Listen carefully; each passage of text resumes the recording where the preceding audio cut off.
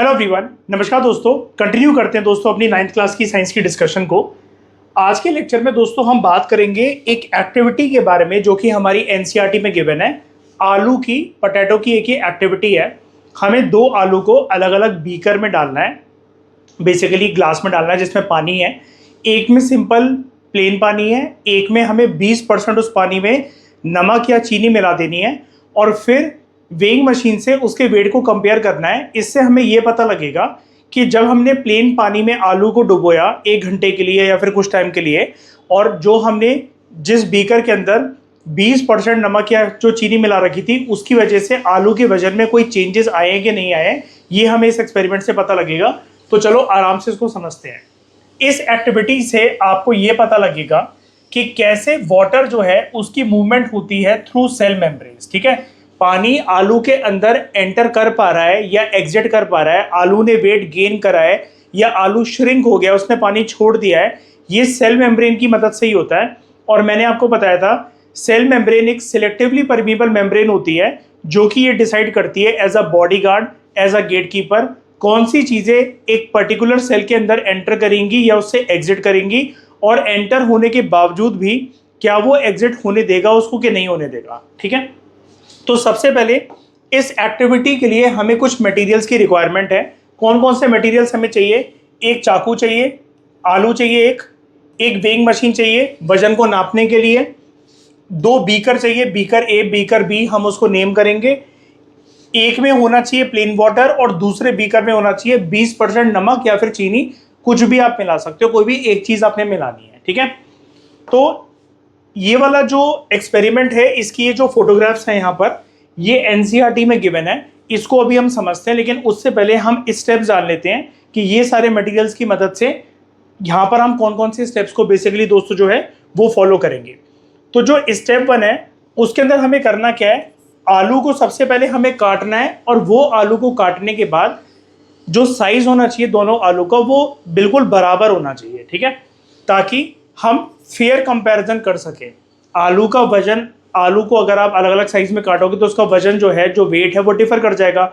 जब wait differ कर जाएगा तो आपको पता कैसे लगेगा कि कौन से आलू ने वेट गेन करा है और कौन सा आलू श्रिंक हो गया है। इक्वल वेट के आपको 2 आलू लेने हैं और ऐसे जैसे अमूल का बटर होता है ऐसी शेप में आपको इसको काट देना है प्रॉपर तरीके से। और ये इंश्योर करना है कि जैसे मतलब मान लो कि ये वाला आलू जो है 25 ग्राम का है तो दूसरा आलू भी 25 ग्राम का होना चाहिए। ठीक है, आपको फिर स्टेप नंबर 2 में मेजर करना है और रिकॉर्ड करना है इनिशियल वेट दोनों आलू का। वेइंग मशीन की मदद से दोनों आलू का इनिशियल वेट आपको सेम लेना है, उसको तब तक आपको छीलते रहना है, तब तक इक्वल पीसेस में काटना है, तब जब तक दोनों आलू के वजन बराबर ना हो जाए। एक ही आलू से आपको ये 2 इसके आलू जो हैं वो चाहिए हैं, आप उसको कैसी भी शेप में ले सकते हो, वजन बराबर होना चाहिए। ठीक है, अब समझना क्या करना है हमें। एक आलू को आप बीकर ए में रख दो। बीकर ए में जो हमारा पानी है वो प्लेन वाटर है, कुछ भी इसके अंदर मिक्स नहीं करा गया। ठीक है, वहीं पर बीकर बी में दूसरे आलू का टुकड़ा डाल दो आप वहां पर। लेकिन जो बीकर बी में जो पानी है, पानी के साथ हमने करा क्या है, 20% इस पानी के अंदर हमने नमक मिला दिया है, या तो 20% आप जो चीनी है उसको आप मिला सकते हो। ठीक है, इसको फिर दोनों बीकर्स को खाली आप छोड़ दो, अनडिस्टर्ब छोड़ दो लगभग 1 घंटे के लिए, या फिर जब तक आपको विजिबल चेंजेस नजर ना आने लगे आलू के पीसेस में। ठीक है, विजिबल चेंजेस मतलब या तो वो फूल जाएगा और दूसरा आलू या तो सिकुड़ जाएगा, श्रिंक हो जाएगा। ठीक है, उसके बाद आप वेइंग मशीन को लो और दोनों आलू के वजन को आप नापो। आपको नोटिसेबल डिफरेंसेस वहां पर दिखेंगे, आप उनके वेट को कैलकुलेट करो कि इनिशियल वेट दोनों आलू के पीसेस का कितना था।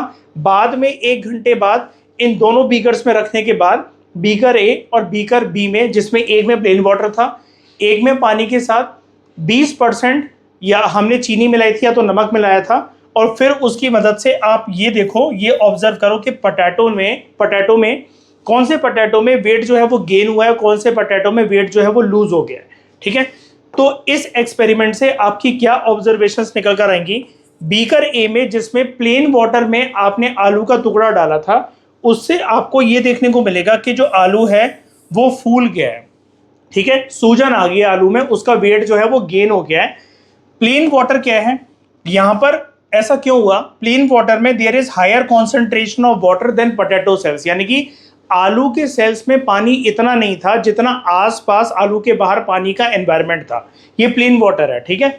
इसकी वजह से होता क्या है, वाटर जो होता है ना वो हमेशा हायर कॉन्सेंट्रेशन से लोअर कॉन्सेंट्रेशन की तरफ मूव करता है। ये एक एबिलिटी होती है पानी के पार्टिकल्स की, वाटर के मॉलिक्यूल्स की, ठीक है। तो लोअर कॉन्सेंट्रेशन ऑफ वाटर कहां पर था, वाटर के मॉलिक्यूल्स कम कहां पर थे, आलू के अंदर जो पोटैटो सेल्स थे उसके अंदर पानी की कमी थी। बाहर का जो एनवायरनमेंट था, जिस बीकर के अंदर हमने प्लेन वाटर डाल के आलू के टुकड़े को डुबाया था, वहां पर पानी ज्यादा था, वाटर कॉन्सेंट्रेशन ज्यादा थी। और वाटर कॉन्सेंट्रेशन में हमेशा ये रूल होता है कि वाटर के मॉलिक्यूल्स हायर कॉन्सेंट्रेशन से लोअर कॉन्सेंट्रेशन की तरफ मूव करते हैं। तो हायर कॉन्सेंट्रेशन बाहर था पानी, ठीक है, पोटैटो सेल्स के अंदर पानी का कॉन्सेंट्रेशन कम था, तो वाटर एंटर कर जाता है पोटैटो सेल्स के अंदर थ्रू पोटैटो की जो सिलेक्टिवली परमीबल मेम्ब्रेन थी, उसने अलाउ करा वाटर को कि उसके अंदर पानी जो है वो घुसा चला है। इसकी वजह से होता क्या, पानी जो है वो पोटैटो के सेल्स में जहां जहां पर भी पानी की रिक्वायरमेंट थी, आसपास के बीकर का पानी आलू के अंदर सेल्स के रास्ते से, उसके सिलेक्टिवली परमीबल मेम्ब्रेन के रास्ते से घुस गया। उस बॉडीगार्ड ने, उस गेटकीपर ने परमिशन दे दी पानी को कि आओ एंटर हो जाओ सेल के अंदर। सेल, इसकी वजह से आलू के जो सेल्स थे वो फूल गए, ठीक है। पोटैटो ने वेट गेन करा और पोटैटो जो है वो स्वेल अप हो गया, ठीक है। वहीं पर बीकर बी के अंदर क्या था, पानी तो था लेकिन पानी के अंदर 20% नमक या फिर चीनी जो है वो मिल रखी थी। इसकी वजह से जब आलू को आपने वहां पर 1 घंटा रखा, सिमिलर टाइम जैसे आपने यहाँ पर रखा था 1 घंटे, आलू को कितनी भी देर हम रख सकते हैं, 1 घंटा मोर देन एनफ होता है। तो यहाँ पर आप देखोगे कि पोटैटो श्रिंक हो गया, वो जो है वो फूला नहीं, वो श्रिंक हो गया, उसका जो वेट है वो कम हो गया। अब ऐसा क्यों हुआ, ये जो सॉल्ट या फिर जो शुगर सॉल्यूशन था, यहाँ पर वाटर कॉन्सेंट्रेशन कम थी as compare to potato cells. Potato cells के अंदर पानी ज्यादा था एज कंपेयर टू आसपास का एनवायरनमेंट जहां पर चीनी या फिर नमक मिल रखा था, वहां पर वाटर कॉन्सेंट्रेशन कम थी। पानी देखने में आपको ज्यादा लग रहा है, लेकिन जब चीनी और नमक आपने मिला दिया तो ओवरऑल आलू के बाहर जो वाटर कॉन्सेंट्रेशन थी वो कम हो गई। वहीं पर जो आलू के अंदर ऑलरेडी जो पोटैटो सेल्स थे उनके पास पानी ज्यादा था, ठीक है। तो वाटर जो है वो पोटैटो सेल से बाहर मूव कर जाता है, क्योंकि वाटर हमेशा मूव करता है from higher concentration region to lower concentration region. और इसकी वजह से सेल्स आलू के अंदर जो थे उन्होंने पानी अपना लूज कर दिया। पोटैटो जो है वो फ्लैसेड बन गया, फ्लैसेड का मतलब होता है सॉफ्ट बन गया। पोटैटो ने अपना वेट लूज कर दिया और एज अ रिजल्ट पोटैटो जो है श्रिंक हो गया। तो बीकर बी के अंदर पोटैटो श्रिंक हुआ है, बीकर ए के अंदर जो पोटैटो है वो स्वेल अप हुआ है, ठीक है। तो यहीं पर एनसीईआरटी के अंदर ये जो फोटोज लग रखी हैं उसमें भी आपको यही बता रखा है कि एक आपने प्लेन वाटर लिया बीकर ए के अंदर, दूसरा आपने बीकर लिया 20% जिसके अंदर सॉल्ट या शुगर सॉल्यूशन है, आप कुछ भी मिला दो। इक्वल साइज के आपको आलू काटने हैं, इनिशियल वेट आपको उसका मेजर करना है, फिर फाइनल वेट आपको उसका मेजर करना है, ठीक है। अब आगे चलकर हम इस एक्सपेरिमेंट के थ्रू एक टर्म को जानेंगे, ठीक है। इसी लेक्चर में अभी थोड़ी देर के बाद मैं आपको पढ़ाऊंगा। लेकिन ये एक्सपेरिमेंट ये शो करता है कि वाटर जो है वो मूव करता है, ठीक है। यहां तो हमने आलू को डाला, आप कोई भी चीज भिगोगे पानी के अंदर जिसके अंदर कोई ऐसी चीज है जिसको आप खा सकते हो, उसके अंदर सिलेक्टिवली परमीबल मेम्ब्रेन है, तो सेल मेम्ब्रेन से जब भी जो पानी है या तो अंदर जाता है या बाहर जाता है, उस प्रोसेस को साइंस में हम ऑस्मोसिस कहते हैं। डिटेल में मैं आपको थोड़ी देर में समझाऊंगा। और ये चीज हो पाती है सेल मेम्ब्रेन के थ्रू, क्योंकि सेल मेम्ब्रेन एक सिलेक्टिवली परमीबल मेम्ब्रेन है।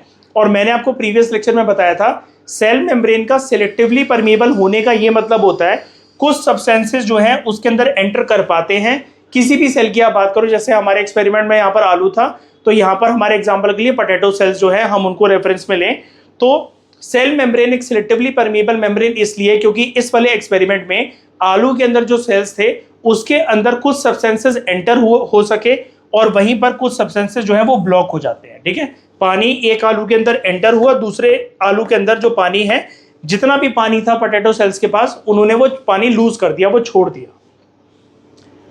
यहां तक आपको समझ में आ गया होगा। अब हम जानते हैं कि इस एक्सपेरिमेंट से, इस पोटैटो के एक्सपेरिमेंट से हमारा कॉन्सेप्ट क्या निकल कर आया, ठीक है। इसको समझते हैं। जो पोटैटो आपने बीकर ए में रखा था जिसमें प्लेन वाटर था, तो वहां पर क्या हुआ, जो वेट है पोटैटो का वो बढ़ गया क्योंकि वाटर एंटर हो पाया पोटैटो सेल्स के अंदर, ठीक है। सराउंडिंग प्लेन वाटर आलू के अंदर एंटर कर गया, आलू के सेल्स के अंदर एंटर कर गया सिलेक्टिवली परमीबल मेम्ब्रेन के रास्ते से, ठीक है, सेल्स ने वाटर को एब्जॉर्ब करा, पोटैटो स्वेलअप हो गया, उसका वेट जो है बढ़ गया। पोटैटो था इनिशियली 25 ग्राम का और उसका वजन निकल कर आया 27.50 ग्राम। ठीक है, वहीं पर बीकर बी, जिस पानी के अंदर हमने नमक या फिर चीनी मिला रखी थी 20%, वहां पर क्या हुआ, वेट जो है आलू का वो कम हो गया, क्योंकि पोटैटो सेल्स ने अपना नमक और चीनी होने की वजह से पानी में अपना जो वाटर है वो लूज कर दिया। ठीक है, सेल्स ने पानी छोड़ दिया, पोटैटो श्रिंक हो गया और उसका वेट जो है वो कम हो गया। इनिशियल वेट जो हमने रखा था दोनों आलू के टुकड़ों का वो 25-25 ग्राम था, इसका बढ़ गया 27.5 ग्राम हो गया और वहीं पर इसका हो गया 22.30 ग्राम। ये सिर्फ एक रेफरेंस के लिए मैंने आपको बताया, ऐसा जरूरी नहीं है कि आप हमेशा आप 1 घंटे के लिए प्लेन वाटर या फिर सॉल्ट या फिर शुगर कॉन्सेंट्रेशन में अगर आलू के टुकड़े के रखोगे तो इतना ही वेट निकल कर आएगा। ये सिर्फ एक एग्जाम्पल के लिए। ठीक है, तो इससे दोस्तों हमने क्या सीखा इस एक्सपेरिमेंट से, ये सारी चीजें किसी भी ऑब्जेक्ट को प्लेन वाटर या कॉन्सेंट्रेटेड वाटर में रखने की वजह से इसलिए होती है क्योंकि सेल मेम्ब्रेन जो है वो अलाउ करता है कि कुछ चीजें सेल के अंदर मूव कर सकें, कुछ चीजें सेल के बाहर जा सकें। ठीक है, तो यहां पर हुआ क्या आलू के साथ, सेल मेम्ब्रेन ने वाटर को तो अलाउ कर दिया कि वाटर अंदर बाहर जो है वो जा सकता है, लेकिन सॉल्ट और शुगर जो मॉलिक्यूल्स थे, कुछ भी अगर आपने पानी में मिलाया हो, मान लो आपने यहाँ पर नमक मिलाया, चीनी मिलाई है, 20% आपको जो मिलाना था एक्सपेरिमेंट के रूल के हिसाब से, उसके साथ किसी भी तरीके की छेड़छाड़ नहीं हुई है, सिर्फ पानी जो है वो अंदर बाहर गया है, बाकी चीजें नहीं गई है। ठीक है, तो सेल मेम्ब्रेन, इससे हमें पता लगता है कि वो एक सिलेक्टिवली परमीएबल मेम्ब्रेन है जो कि कुछ ही सब्सटेंसेस को अलाउ करती है कि वो उससे पास हो सके, दूसरे सब्सटेंसेस जो हैं वो रिस्ट्रिक्ट हो जाते हैं। इस केस में क्या था, पानी को ही परमिशन थी अंदर बाहर जाने की, ना कि नमक और चीनी के पार्टिकल्स को। ठीक है, तो वाटर जो है वो एक ऐसे एरिया से मूव करता है, हमेशा मैंने आपको वाटर की एबिलिटी बताई कि हायर कॉन्सेंट्रेशन से लोअर कॉन्सेंट्रेशन की तरफ जाएगा, लेकिन उसके अलावा वाटर की एक पहचान और है कि वाटर जो है हमारे इस वाले एक्सपेरिमेंट को अगर आप एक एग्जांपल मान के चलो, रेफरेंस मान के चलो, तो वाटर मूव करा एक ऐसे एरिया से जहां पर पानी ज्यादा था और सॉल्यूट कम था, वो डाइल्यूट सॉल्यूशन था, यानी कि प्लेन वाटर के अंदर कुछ भी मिल नहीं रखा था। ठीक है, तो पानी उसके अंदर सेल के अंदर एंटर कर गया, और वहीं पर कुछ एरिया ऐसा भी हो सकता है जहां पर पानी कम हो और उस पानी के अंदर सॉल्यूट ज्यादा हो, यानी कि कुछ चीजें मिल ज्यादा रखी हो। जैसे कहने के लिए सिर्फ पानी के अंदर हमने सिर्फ, आप कहोगे कि सर हमने सिर्फ 20% ही तो नमक और चीनी मिलाई है, लेकिन वो पानी के बेसिकली जो पूरा मिक्सचर है उसका जो सॉल्यूशन बनकर आया उसको अफेक्ट करता है। और ऐसी एक सॉल्यूशन की अगर आप बात करो जहां पर पानी कम है और सॉल्यूट ज्यादा है, ऐसी चीज को हम कहते हैं कॉन्सेंट्रेटेड सॉल्यूशन।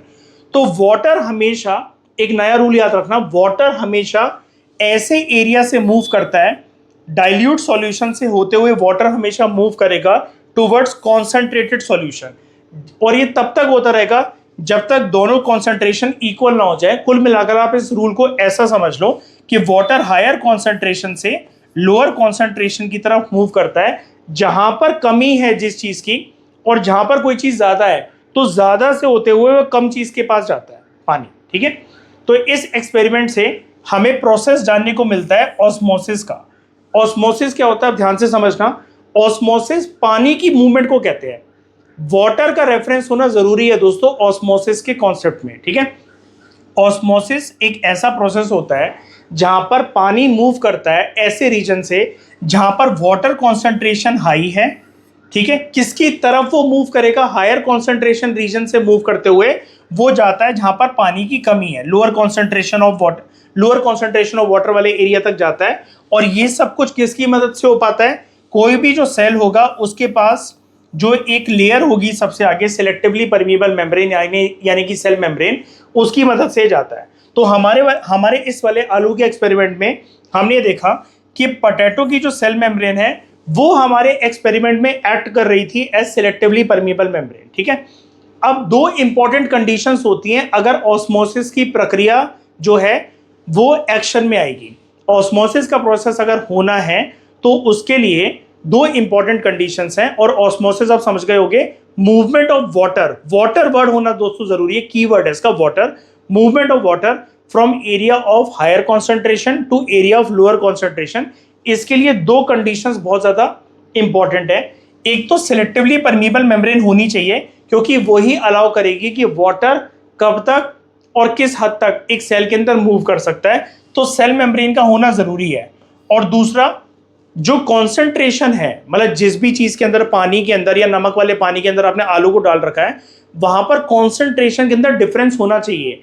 एक चीज के अंदर हायर कॉन्सेंट्रेशन ऑफ वाटर होना चाहिए, एक चीज के अंदर लोअर कॉन्सेंट्रेशन ऑफ वाटर होना चाहिए, ताकि हायर से लोअर तक वाटर जो है वो मूव कर सके। कॉन्सेंट्रेशन अगर सेम होगा ना दो चीजों का, तो फिर कोई मूवमेंट होगी नहीं, क्योंकि ये कॉन्सेंट्रेशन, ऑस्मोसिस का रूल ये कहता है, ऑस्मोसिस का प्रोसेस ही बेसिकली इसी बात के ऊपर डिपेंडेंट है कि ये प्रक्रिया तब तक चलती रहती है, हायर कॉन्सेंट्रेशन से लोअर कॉन्सेंट्रेशन तक मूव होने वाली, जब तक दोनों कॉन्सेंट्रेशन इक्वल ना हो जाए। तो एक डिफरेंस होना चाहिए कॉन्सेंट्रेशन में, ठीक है, इट शुड एग्जिस्ट। एक साइड के पास ज्यादा वाटर होना चाहिए, जिसको आप कहोगे डाइल्यूट सॉल्यूशन, और वहीं पर दूसरी साइड के पास या दूसरी चीज जो आपने डुबा रखी है, ठीक है, या मिला रखी है, उसके अंदर लोअर कॉन्सेंट्रेशन होना चाहिए, उसको आप कहोगे कॉन्सेंट्रेटेड सॉल्यूशन। ताकि हमने जैसा कि यहां पर पढ़ा था कि वाटर की एक एबिलिटी होती है, वो हमेशा डाइल्यूट कॉन्सेंट्रेशन से, डाइल्यूट सॉल्यूशन से, ठीक है, जहां पर पानी ज्यादा है, वो मूव करता है टुवर्ड्स कॉन्सेंट्रेटेड सॉल्यूशन। डाइल्यूट से कॉन्सेंट्रेटेड सॉल्यूशन की तरफ वाटर मूव करता है, जहां पर जो पानी है वो कम है। ओके, तो ये एक सिंपल सा एक्सपेरिमेंट था। उसके बाद दोस्तों हमें यहां पर ये बता रखा है, ये एक्सपेरिमेंट हमें ये शो करता है कि कैसे सेल्स जो हैं वो कंट्रोल करते हैं वाटर की मूवमेंट को, और कैसे लिविंग ऑर्गेनिजम्स के अंदर ये जो बैलेंस है ये बरकरार रहता है। क्योंकि हमारे सेल्स ऐसा नहीं होगा कि पानी अगर आसपास है तो सारे पानी को अंदर बॉडी के अंदर भर लेंगे, या सारा का सारा पानी जो है वो एक ही बार में छोड़ देंगे। वो बैलेंस करके रखते हैं इस चीज को, ठीक है। जैसे आप स्विमिंग पूल में जाओगे तो आपकी बॉडी ये थोड़ी ना एकदम से फूल जाएगी, सारा पानी आपकी स्किन के थ्रू, आपके सेल्स के थ्रू घुसा चलाएगा, या फिर आप बहुत ज्यादा रनिंग करोगे तो बॉडी जो है वो आपका सारा पानी जो है वो एकदम से छोड़ देगी, ऐसा नहीं होता है, ठीक है। अब दोस्तों हम कुछ इंपॉर्टेंट कॉन्सेप्ट्स के बारे में जानते हैं जो कि एनसीईआरटी में गिवन है। अलग अलग कॉन्सेप्ट्स हैं ये सारे, और एक मूंग दाल का एक्सपेरिमेंट भी दोस्तों हम जानेंगे, जिस प्रकार से हम लोगों ने पोटैटो का एक्सपेरिमेंट जाना, ठीक है। तो सबसे पहला कॉन्सेप्ट है हमारा कॉन्सेंट्रेशन ग्रेडियंट। ये कुछ नहीं है, अभी जो मैं आपको बता रहा था, एक चीज जो है वो हायर कॉन्सेंट्रेशन की है, एक चीज जो है लोअर कॉन्सेंट्रेशन की है, और रूल हमेशा ये कहता है कि वाटर के जो मॉलिक्यूल्स होते हैं वो हायर कॉन्सेंट्रेशन से होते हुए लोअर कॉन्सेंट्रेशन की तरफ मूव करते हैं। तो ये जो कॉन्सेंट्रेशन के अंदर डिफरेंस आता है ना डाइल्यूट और कॉन्सेंट्रेटेड सॉल्यूशन में, हायर कॉन्सेंट्रेशन और लोअर कॉन्सेंट्रेशन, ये डिफरेंस है कि एक चीज हाई है एक चीज लो है with respect to water molecules या वाटर की प्रेजेंस। इस डिफरेंस को दोस्तों हम लोग कहते हैं कॉन्सेंट्रेशन ग्रेडियंट, ठीक है। तो पार्टिकल्स जो है वो अक्सर इंटरमिक्स इसलिए हो पाते हैं आपस में, बिकॉज एक डिफरेंस होगा अगर कॉन्सेंट्रेशन में, तो पार्टिकल्स अच्छे तरीके से मिक्सअप हो पाएंगे। इस डिफरेंस को, ठीक है, कि एक जगह पर हायर कॉन्सेंट्रेशन है वहीं पर दूसरी जगह पर लोअर कॉन्सेंट्रेशन है, इस डिफरेंस को दोस्तों हम लोग कहते हैं कॉन्सेंट्रेशन ग्रेडियंट। कॉन्सेंट्रेशन ग्रेडियंट का ये मतलब है कि there should be a difference of concentration दो रीजन्स में। जैसे अभी हमें रूल बताया गया था ऑस्मोसिस का कि दो बीकर अगर आपने लिए या फिर एक बीकर के अंदर कोई चीज अगर आपने डुबा रखी है, जैसे आलू डुबा रखा था आपने, तो अगर कॉन्सेंट्रेशन डिफरेंस होगा तो ही वो नोटिसेबल चेंजेस आपको देखने को मिलेंगे कि पानी कैसे आलू के अंदर एंटर करके उसको फुला देता है या फिर उसको सुखा देता है, उसके अंदर से जो पानी है उसको बाहर निकाल के। ये क्यों हो पाया पानी का अंदर जाना, पानी का बाहर निकलना आलू से प्लेन वाटर और सॉल्ट वाटर में? क्योंकि कॉन्सेंट्रेशन ग्रेडियंट था, वहां पर कॉन्सेंट्रेशन डिफरेंस था, ठीक है। और इससे पार्टिकल्स की मूवमेंट हो पाती है। ऑब्वियस सी बात है, आलू स्वेलअप हो रहा है तो पानी गया है, आलू जो है वो सिकुड़ रहा है तो पानी उसके अंदर से बाहर निकल रहा है, तो पानी की वाटर मॉलिक्यूल्स की यहाँ पर मूवमेंट हो पा रही है, वाटर पार्टिकल्स की यहाँ पर मूवमेंट हो पा रही है। और हमेशा रूल यही कहता है कि हायर कॉन्सेंट्रेशन से होते हुए कोई भी चीज लोअर कॉन्सेंट्रेशन की तरफ ही जाती है। पार्टिकल्स की मूवमेंट हमेशा ऐसी होती है, ये एरो कभी भी इस तरफ नहीं होगा, ये वन साइडेड रूल है, ठीक है। हायर कॉन्सेंट्रेशन से होते हुए कोई भी चीज लोअर कॉन्सेंट्रेशन की तरफ ही जाती है, ये थंब रूल है, इसको याद रखना, ठीक है। दूसरा कॉन्सेप्ट है हमारा डिफ्यूजन। जैसे दोस्तों ऑस्मोसिस का कॉन्सेप्ट होता है, वैसे डिफ्यूजन का कॉन्सेप्ट होता है। बस यहां पर एक चीज यूनिक है, वो अभी मैं आपको बताता हूं। डिफ्यूजन क्या है? नेट मूवमेंट ऑफ पार्टिकल्स, यानी कि टोटल मूवमेंट जो है पार्टिकल्स की, नेट मूवमेंट का मतलब होता है टोटल मूवमेंट पार्टिकल्स की जो हुई है, हायर कॉन्सेंट्रेशन से लोअर कॉन्सेंट्रेशन तक। आप कहोगे सर ये तो ऑस्मोसिस की तरह ही है, कॉन्सेंट्रेशन ग्रेडियंट की तरह ही है। देखो थंब रूल तो हमेशा सेम रहेगा, हायर कॉन्सेंट्रेशन से कोई भी चीज लोअर कॉन्सेंट्रेशन की तरफ मूव करती है, ये तो थंब रूल है, मैंने आपको बार बार बताया इस लेक्चर में, ये सेम रहेगा, ठीक है। लेकिन यहां पर मेन चीज अलग क्या है, ये वाला जो अगर डिफ्यूजन का जो कॉन्सेप्ट है, अगर आप इसकी यहां तक डेफिनेशन को देखोगे तो आप कहोगे कि सर ये तो ऑस्मोसिस का कॉन्सेप्ट ही हुआ। डिफरेंस ये है कि ऑस्मोसिस में आपको चाहिए पड़ती है cell membrane, selectively permeable membrane, और वहीं पर डिफ्यूजन जो है, डिफ्यूजन का प्रोसेस तब भी कंप्लीट हो जाता है without a need of a membrane, without a need of a selectively permeable membrane which is commonly known as cell membrane. उसके बिना भी ये वाला कॉन्सेप्ट हो जाता है। हायर कॉन्सेंट्रेशन से चीजें लोअर कॉन्सेंट्रेशन की तरफ मूव करती है, लेकिन यहां पर हमें सेल मेम्ब्रेन की किसी भी प्रकार से कोई आवश्यकता नहीं है। ये नेट मूवमेंट होता है पार्टिकल्स का, और ये वाटर की एब्सेंस में भी हो सकता है, ठीक है। अब हम डिस्कस करते हैं जो प्लांट्स हैं उनकी जड़ें जो पानी अपने अंदर लेती है, मिट्टी में आपने पानी जैसे डाला, गमले के अंदर आपने नॉर्मल सा एक गमला इमेजिन कर लो अपने घर का, आप गमले में पानी डालते हो तो वो प्लांट्स की जो जड़ें हैं वो उसको कैसे ले लेती है। प्लांट्स के अंदर भी ऑस्मोसिस का प्रोसेस होता है। कैसे? रूल याद रखना, हायर कॉन्सेंट्रेशन से लोअर कॉन्सेंट्रेशन तक वाटर के जो मॉलिक्यूल्स होते हैं, जो पार्टिकल्स होते हैं वो मूव करते हैं। इसी कॉन्सेप्ट से आपको समझ में आ जाएगा कि ऑस्मोसिस किस प्रकार से होती है प्लांट्स में। प्लांट्स के अंदर क्या होता है, पानी एंटर करता है मिट्टी से, सॉइल से होते हुए जड़ों तक जाता है by a process known as osmosis, ठीक है। कैसे वर्क करता है ऑस्मोसिस का ये प्रोसेस, पानी को इनटेक करने में पानी की जड़ें कैसे पानी को ले लेती है मिट्टी से। तो देखो क्या है, जब भी आपने मिट्टी के अंदर पानी डाला तो सॉइल वाटर में वाटर कॉन्सेंट्रेशन जो है वो ज्यादा है, सॉइल वाटर में वाटर कॉन्सेंट्रेशन है ज्यादा, और वहीं पर रूट सेल्स, जड़ों को पानी चाहिए, जड़ें पानी, जो पेड़ की जो जड़ें हैं, जो पौधों की जो जड़ें हैं वो इसलिए तो पानी ले रही है क्योंकि प्लांट को पानी की आवश्यकता है, ठीक है। आपको अगर प्यास लगी है तो ही तो आप पानी की तरफ जाओगे। तो जो रूट सेल्स हैं वो सूखे पड़े हैं या फिर उनको पानी अभी चाहिए, वो प्यासे बैठे हुए हैं। वहीं पर आसपास का जो वातावरण है रूट सेल्स के पास, जहां पर मिट्टी है उस मिट्टी में पानी है। रूट सेल्स में पानी की मात्रा कम है, यहां पर वाटर कॉन्सेंट्रेशन कम है, तो वाटर क्या करता है, हायर कॉन्सेंट्रेशन से लोअर कॉन्सेंट्रेशन की तरफ जाता है। मिट्टी में ज्यादा कॉन्सेंट्रेशन है वाटर की, वहीं पर रूट सेल्स में कम है। हायर टू लोअर जो है वो हमारा थंब रूल है। तो यहां पर होगा क्या, वाटर रूट हेयर्स के अंदर एंटर कर जाएगा through a process known as osmosis, यानी कि हायर कॉन्सेंट्रेशन से लोअर कॉन्सेंट्रेशन की तरफ मूव कर गया, मिट्टी से रूट सेल्स में, रूट हेयर्स में पानी एंटर कर गया। ये अपने आप में एक ऑस्मोसिस की प्रक्रिया है, क्योंकि ऑस्मोसिस की प्रक्रिया में हायर कॉन्सेंट्रेशन से लोअर कॉन्सेंट्रेशन तक कोई भी चीज मूव करती है, और इसी की मदद से जो प्लांट्स हैं वो वाटर को एब्जॉर्ब कर पाते हैं, ठीक है।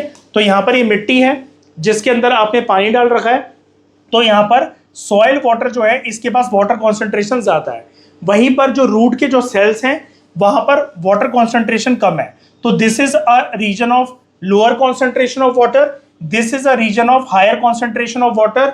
रूल क्या कहता है, हम लोग HC से LC की तरफ जाते हैं, हायर कॉन्सेंट्रेशन से लोअर कॉन्सेंट्रेशन की तरफ जाते हैं। इस वजह से पानी जो है ऑटोमेटिकली यहां पर खींचा चला जाएगा इसकी तरफ, ठीक है, बैलेंस करने के लिए उसको, और ये तब तक होता रहेगा जब तक बैलेंस ना हो जाए। एक टाइम के बाद फिर रूट जो है वो अवॉइड कर देंगे कि हाँ जितना हमें पानी चाहिए था उतना हमें मिल गया है, अब हमें और पानी नहीं चाहिए, ठीक है। अब यहां पर दोस्तों हमारी NCERT में एक एक्सपेरिमेंट गिवन है, ठीक है। एक क्वेश्चन बेसिकली हमसे पूछा गया, उसका आंसर नहीं गिवन है, आंसर मैंने यहां पर लिख दिया डायग्रामेटिक एक्सप्लेनेशन के साथ। जो मूंग की दाल होती है ना, उसके दाने के ऊपर ये एक्सपेरिमेंट है, मूंग की दाल के कुछ दाने लो आप, उसके ऊपर एक्सपेरिमेंट है। तो हमसे पूछा गया है क्या होगा अगर जो मूंग बीन की जो सीड्स है उसको हम एक कॉन्सेंट्रेटेड सॉल्यूशन में सोक कर दें, भिगो दें 12 घंटे के लिए। जैसे आप राजमा, छोले वगैरह रात को चने वगैरह भिगोते हो, सिमिलरली आपने मूंग की दाल को भिगो दिया एक कॉन्सेंट्रेटेड सॉल्यूशन में 12 घंटे के लिए, तो क्या होगा उनके साथ, क्या आउटकम निकल कर आएगा। अब ये सिर्फ NCERT में क्वेश्चन गिवन है, इसका आंसर गिवन नहीं है। मैं आपको इसका प्रॉपर तरीके से आंसर बताता हूं। आपको सबसे पहले ड्राई मूंग की कुछ जो बीन्स हैं, कुछ जो सीड्स हैं, दालें हैं, वो लेनी है कटोरी में, उसमें आप पानी मिला दो 12 घंटे के लिए, ठीक है, और उसको भिगो दो। सोकिंग के बाद होगा क्या, सीड जो है वो वाटर को एब्जॉर्ब कर लेंगे और फूल जाएंगे। अगर लेकिन अगर आप ये करो कि आप कॉन्सेंट्रेटेड सॉल्यूशन लो, तो अगर ये जो फूले हुए जो सीड्स हैं, अगर आपने इसको ट्रांसफर करा किसी एक कॉन्सेंट्रेटेड सॉल्यूशन में, देखो दो चीजें होती है दोस्तों, कंफ्यूज मत होना। एक होता है डाइल्यूट सॉल्यूशन, अभी हमने पोटैटो वाला एक्सपेरिमेंट में पढ़ा था। प्लेन वाटर जिसके अंदर कोई भी चीज मिक्स नहीं है उसको आप डाइल्यूट या डाइल्यूटेड सॉल्यूशन कहते हो साइंस की भाषा में। वहीं पर जब भी आपने किसी चीज में किसी भी प्रकार की कुछ मिलावट कर दिया, आपने कुछ थोड़ा सा नमक मिला दिया, थोड़ी सी चीनी मिला दी, कोई भी ऐसा जो पदार्थ है वो आपने मिला दिया, उस सॉल्यूशन को, अब वो प्योर नहीं रहा, जो प्योर वाटर था वो डाइल्यूटेड कॉन्सेंट्रेशन का, डाइल्यूटेड सॉल्यूशन का पार्ट था, ठीक है। अब लेकिन यहां पर क्या है, ये एक कॉन्सेंट्रेटेड सॉल्यूशन बन गया है, ठीक है। प्लेन चीज को हम लोग कहते हैं डाइल्यूटेड सॉल्यूशन, किसी चीज में कोई मिलावट हो जाए तो उसको हम कहते हैं कॉन्सेंट्रेटेड सॉल्यूशन। क्वेश्चन में हमसे ये पूछा गया था कि इस मूंग की दाल को 12 घंटे अगर हमने भिगोया है, डाइल्यूटेड में नहीं, नॉर्मल पानी में। अभी तो मैंने आपको बताया कि रात को जैसे आप छोले वगैरह कुछ भी भिगोते हो तो मम्मी जो है आपकी नमक डाल के थोड़ी ना जाती है उस पतीले में, या फिर जहां पर आपने उसको भिगोया होता है। हम तो उसको उबालने वगैरह के टाइम पर जब कुकर में सीटी लगती है, कढ़ाई में जब हम किसी चीज को उबाल रहे होते हैं, पतीले में उबाल रहे होते हैं, तो उसमें फ्लेवर देने के लिए फिर हम ऊपर से नमक मिलाते हैं। रात को भिगोने के टाइम पर थोड़ी ना नमक मिलाया जाता है। तो सबसे पहले हमने इसको भिगोया नॉर्मल पानी में, यानी कि डाइल्यूटेड सॉल्यूशन के अंदर हमने इसको भिगो दिया। क्वेश्चन लेकिन हमसे कह रहा है कि अगर कॉन्सेंट्रेटेड सॉल्यूशन में अगर इसको भिगोएंगे, ठीक है, कि आपने पानी लिया, उस पानी के अंदर आपने 2 चम्मच नमक भी डाल दिया और फिर मूंग की दाल को आप भिगो रहे हो, तो क्या होगा।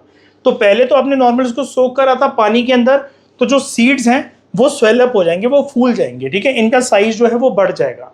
लेकिन इन्हीं फूले हुए सीड्स को अब अगर आप किसी एक कॉन्सेंट्रेटेड सॉल्यूशन के अंदर ट्रांसफर कर दो, ऐसा सॉल्यूशन जहां पर आपने कुछ नमक या चीनी जैसा कोई भी एक पदार्थ पानी के अंदर मिला दिया है, ठीक है। अब वाटर आप उस टाइम पर देखोगे कि वो बाहर निकल गया सीड सेल से। क्यों निकला? Through a process of osmosis, ठीक है, क्योंकि अब यहां पर हो गया था लोअर कॉन्सेंट्रेशन ऑफ वाटर, आसपास था हायर कॉन्सेंट्रेशन, तो वाटर को लोअर कॉन्सेंट्रेशन से, सॉरी यहां पर था हायर कॉन्सेंट्रेशन, तो हायर कॉन्सेंट्रेशन से लोअर कॉन्सेंट्रेशन की तरफ, बाहर की तरफ उसको जाना था।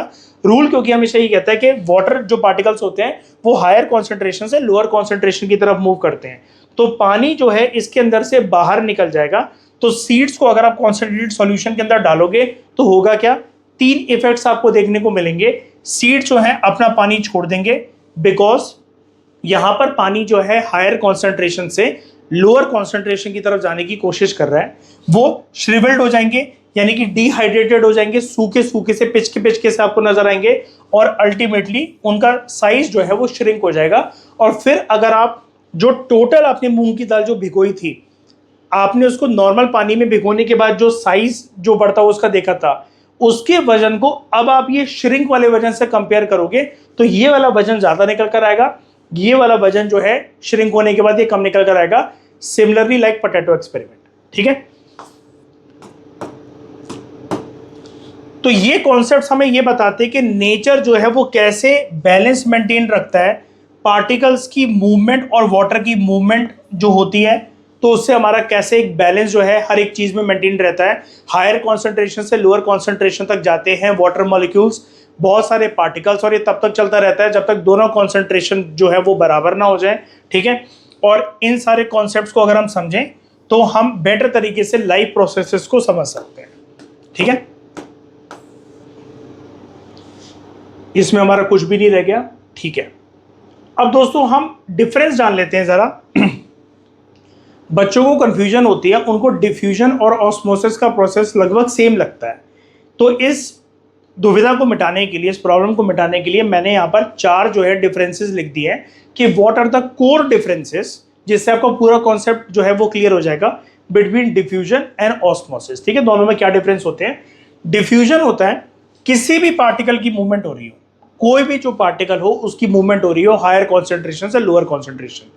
ऑस्मोसिस में लेकिन हम यहां पर सिर्फ पानी के पार्टिकल्स, पानी के मॉलिक्यूल्स की बात करते हैं, from higher concentration to lower concentration. तो यानी कि osmosis is concerned only about water, लेकिन यहां पर आप किसी भी पार्टिकल को ले सकते हो रेफरेंस के तौर पर अगर आपको डिफ्यूजन के कॉन्सेप्ट को स्टडी करना है, ठीक है।